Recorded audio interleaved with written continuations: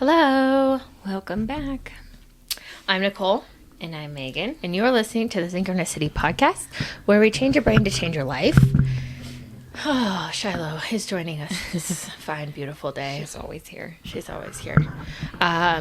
So we work in a lot of different things. Of course, if you have been listening, thank you for downloading and being here. If you're new to us, we have a lot of content, and we mainly work in helping you re-script your childhood. So we take old patterns that you were given and we give you a new perspective, and then we give you a way to change them in the brain. Yeah, and today we're going to talk about a big topic. This is actually going to be a multi-part series. Many. So it was requested because we have mentioned quite a bit about birth control. And Nicole and I have both been, it's one of the only times you'll ever hear me say that we were a victim.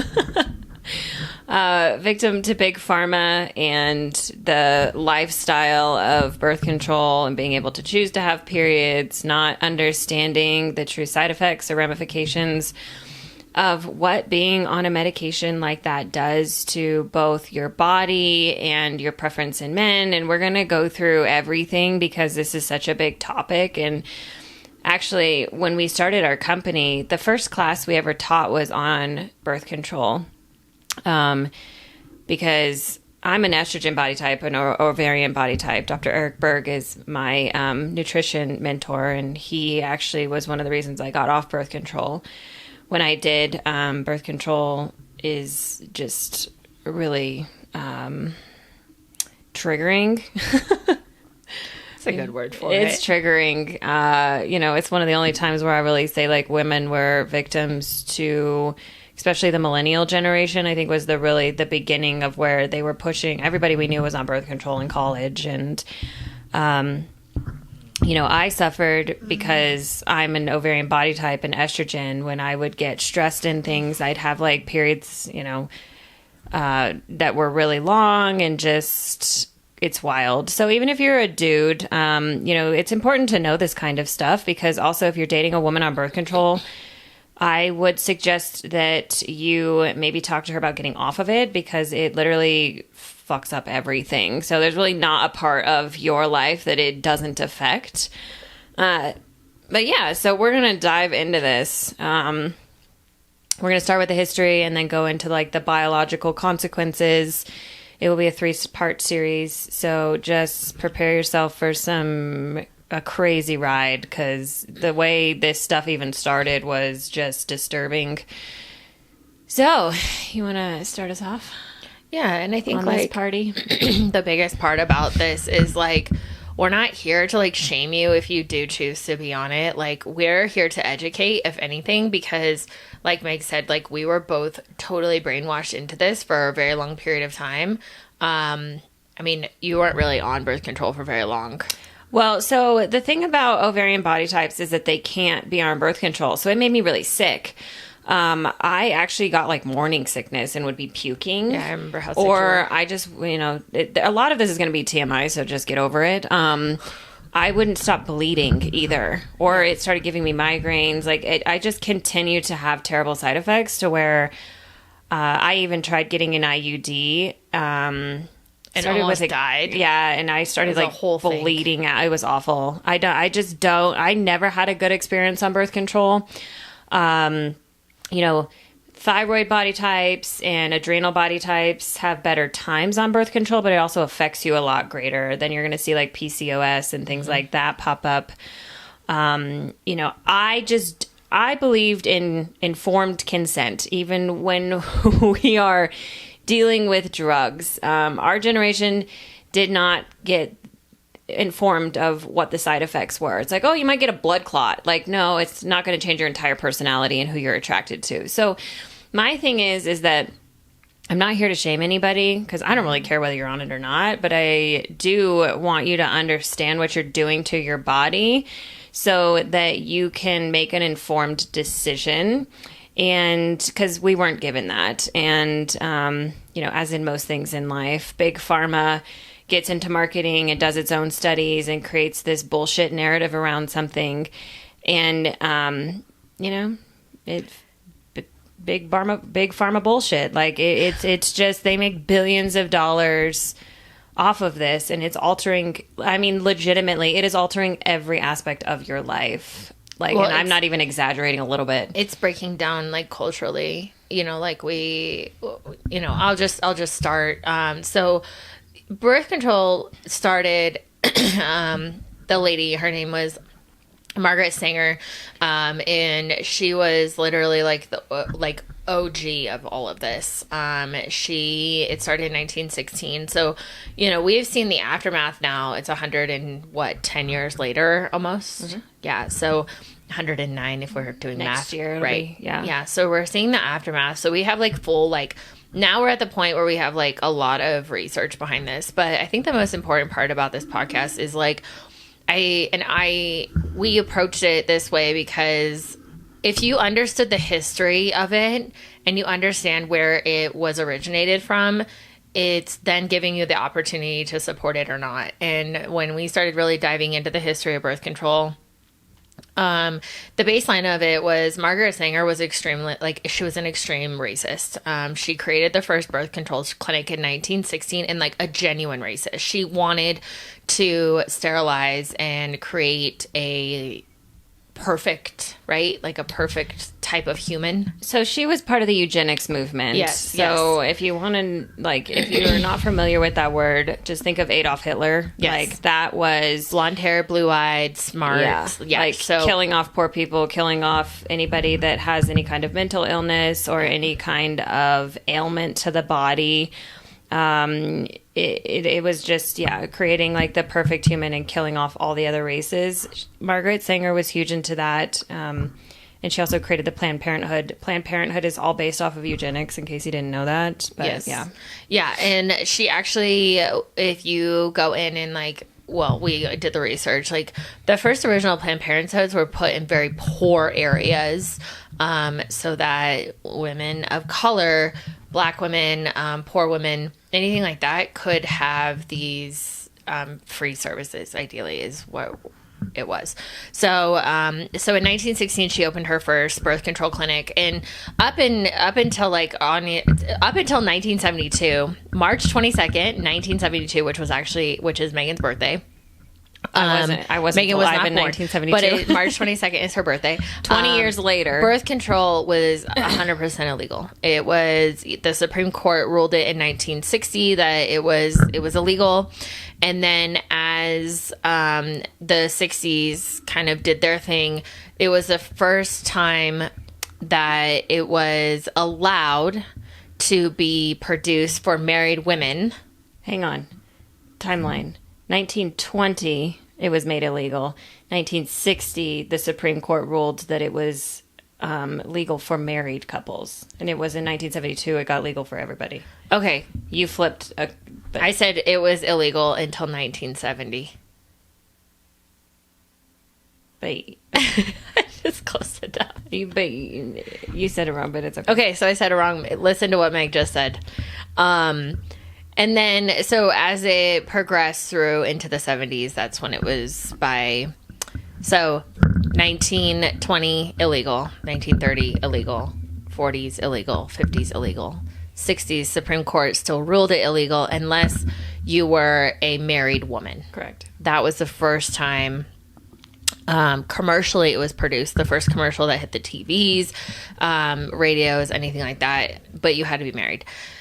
So, into the 70s, it was still illegal for non-married women. And then in 1972, it was made legal for all women. And so that's really where we pushed into the feminist culture, free body, free all the things.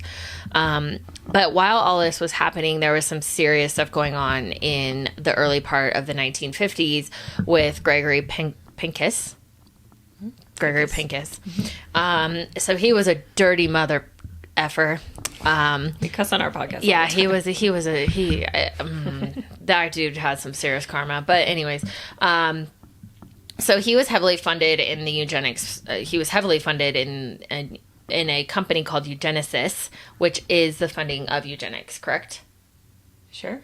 That's what you told me, so that's what I remember. So, although birth control was illegal in the United States at that point, and in the early part of the 1950s, this gentleman, Gregory, decided that he was going to take his studies down to Puerto Rico. And so he was studying different forms of birth control. And he was studying on like everything pretty much, right? Well, I mean, so of course studies always start in animals. Yeah. Right. He had been researching. So why Margaret Sanger even got into contact with him is he was studying fertility in mammals. And then, so she got involved with him and she had a ton of money. So she, got him on board because she thought that women wouldn't truly be free until they had complete control of their bodies. And again, I understand the sentiment, especially when like Catholic women for the longest time were basically pumping out like 10 babies factories. And it was just so, again, it's not that we don't understand like why women wanted to be on birth control. But the thing is that, birth control's been around since the Bible, since Egypt, and there are remedies that don't mess with hormones, because you start messing with hormones, you're messing with every aspect of the body. So he started studying things in mammals and mice and things like that, just like studies start today, and then monkeys. And then, he wanted to do human trials, but because in the 1950s it was still illegal, like any contraceptive was still illegal, he took it to Puerto Rico. Took it to Puerto Rico and started doing trials there. And the problem was, it was progesterone based, right? Because progesterone, makes the body think that you're pregnant. Yep. So can't get pregnant if you're already pregnant. Fun fact, you actually can, but that's for a different day. Birth control babies are created. Weird. Science. And science. So, side note, we've had I've had like 4 girlfriends get pregnant on birth control. So. Yeah. I mean, they say it's like, whatever. But so this dude's down in Puerto Rico. Yes. He's doing these crazy studies, and he's doing it all in progesterone. And it's he's dosing women at like ridiculously high doses of progesterone. And, it's obviously making women very sick and eventually sterilizes them. Yes. And they had no idea that was even a possibility. It's like, oh, we're studying birth control. And this was before a lot of the laws with like studies and things were in place. And this was in Puerto Rico, so it wasn't even in America. Puerto Rico probably was not owned by the United States at that point. It was probably not considered I don't remember when we when we took it over. I territory, but I missed that part of history.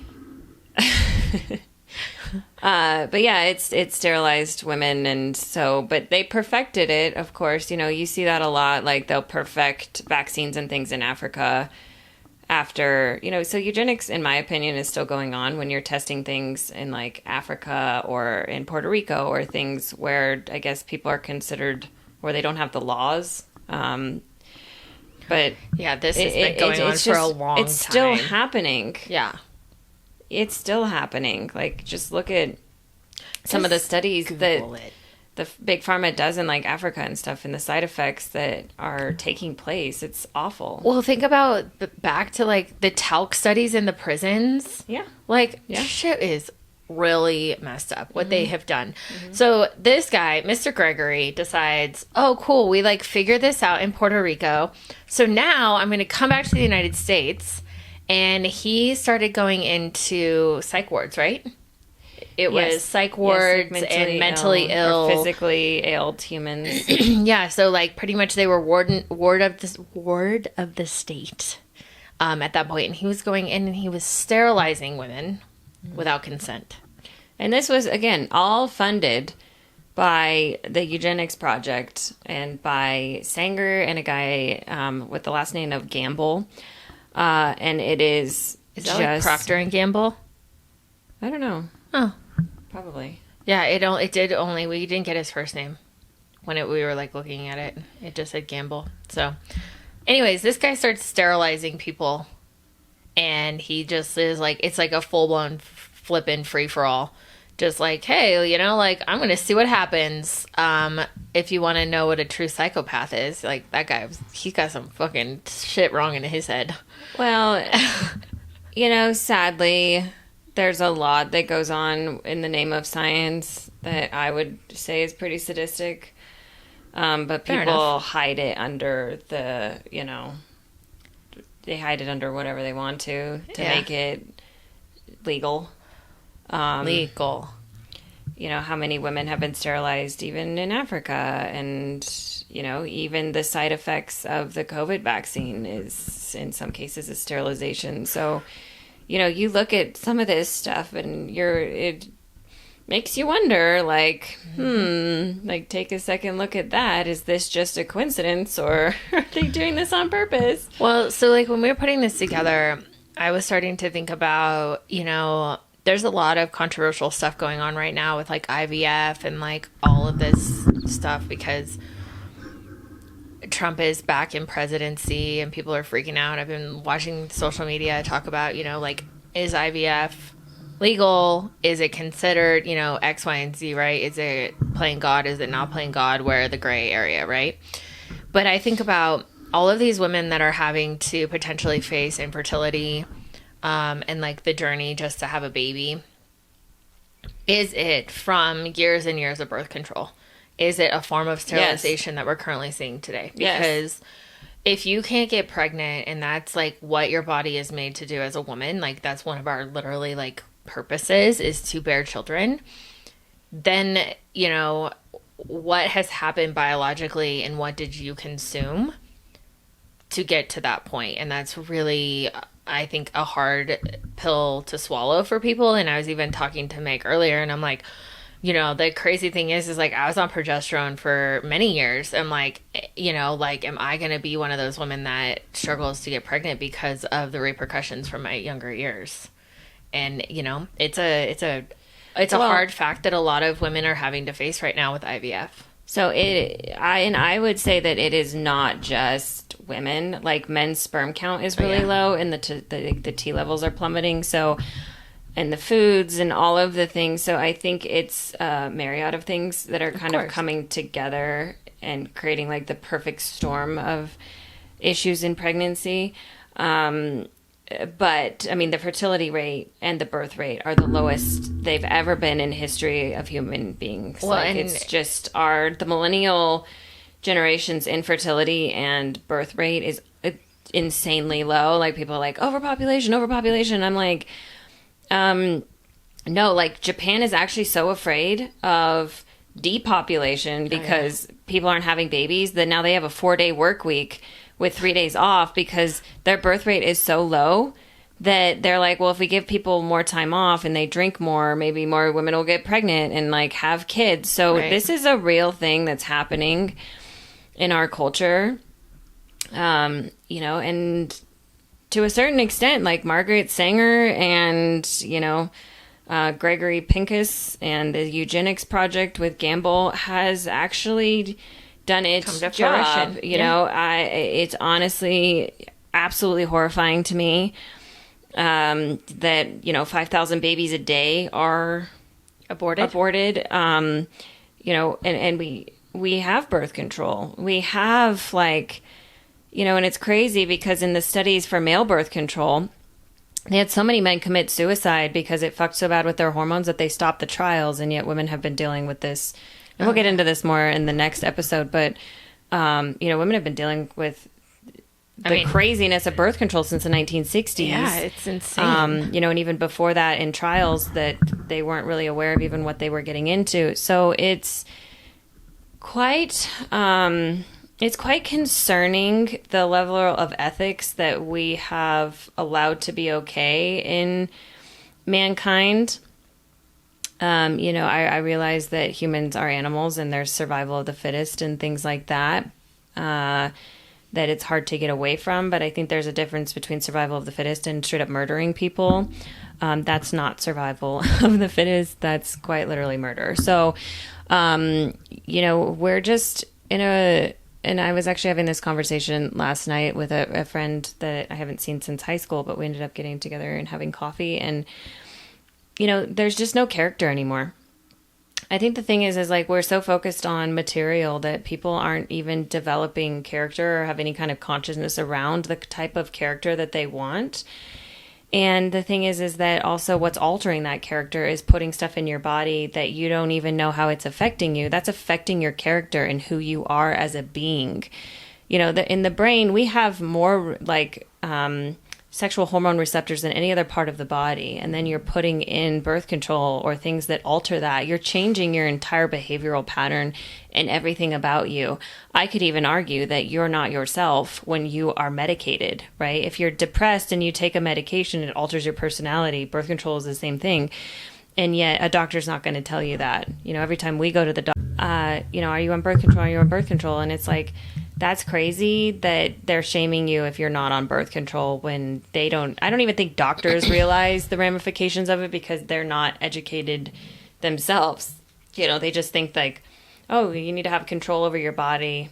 And so. Oh, I know for a fact. I mean, I had a client when I was in California and she was a clinical doctor. And I had mentioned like a holistic form of birth control. And she literally looked at me like, what the fuck are you talking about? Yeah, and we'll get into that in the next one. Thank you for joining us today on this because we're going to go straight into the next one. So we'll just end this right here. It's important to know the foundation of something. Just the fact that it's rooted in eugenics should, terrify you. There should be some red flags there. And anyway, but we're going to go straight into the next one. And it's absolutely fascinating. Like I said, even if you're a man, to just know this kind of stuff, it's important that you're a part of your wife, girlfriend, significant other. Like that's partly your body too when you're having sex with her. So it's important also for men to be informed. If you have daughters, if you have things like this is also important for men to know. So if you're still a man that's here, actually thank you for being a man and wanting to be informed about this stuff. Because most of men are like, it's not my problem. Yeah, no, it actually 100% is your problem. So anyway, if you are listening on YouTube, please like, subscribe. We have a baby YouTube channel. We're just starting out. So it's it helps getting us. There. It's growing. Helps us significantly if you just like comment and, give us some love on there because we love you and we're so grateful for all of you. If you're on Apple, Spotify, any of just listening, also like rate us, like us, share us with your friends. And if you, like always, if you have any questions, comments, or concerns, or just like this one, this was a requested show and it's going to be a 3-part series, please, ask us questions because again, we have a ton of information. It's actually kind of dumb.